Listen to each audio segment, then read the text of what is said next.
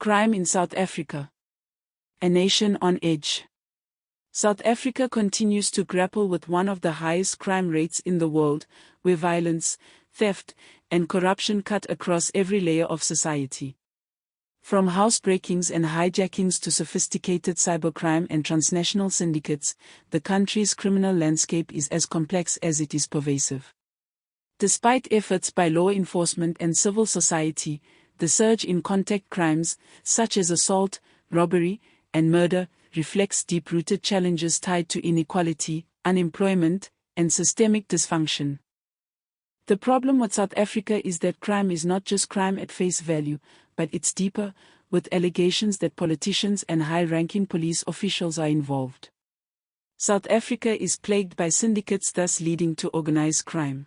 Police have killed Mozambique's most wanted kidnapping kingpin in a shootout last night. Now, an Indian businessman who was abducted by the kidnapper in July is still missing. Police say that the kingpin was found with South African and Mozambican identity documents. A National Police spokesperson, Atlenda Mate, says that police managed to trace the suspect to Kempton Park. She says that the kingpin then rammed his car into a police vehicle when he was cornered and a shootout ensued.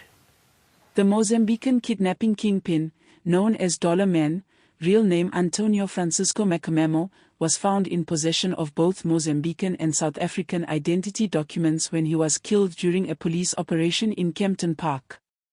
This dual documentation raises serious questions about how transnational criminals exploit weaknesses in South Africa's identity management systems. How criminals obtain South African IDs. Corruption within home affairs. Syndicates often bribe officials to obtain fraudulent IDs, passports, and residency documents. Exploiting asylum and refugee systems, some criminals enter South Africa under false pretenses, using loopholes in immigration and asylum processes to gain legal status. Identity theft and document forgery. Sophisticated forgery networks can produce convincing fake IDs, often backed by stolen or recycled biometric data. When the badge betrays, crime within South Africa's police ranks. In a country already burdened by high crime rates, South Africa faces a deeper crisis: criminality within its own police force. Recent revelations have exposed a disturbing pattern: officers not only failing to uphold the law but actively participating in organized crime, from business robberies and hijackings to collusion with drug cartels. A government-backed commission of inquiry, sparked by whistleblower testimony from KwaZulu-Natal Police Commissioner Nanla Mkwanatsi, has cast a harsh spotlight on systemic corruption and political interference at the highest levels.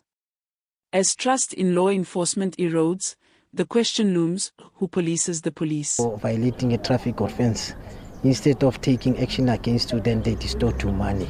That is how this investigation, we've been receiving several complaints, and that is why there was a project that was done that led to this arrest for today.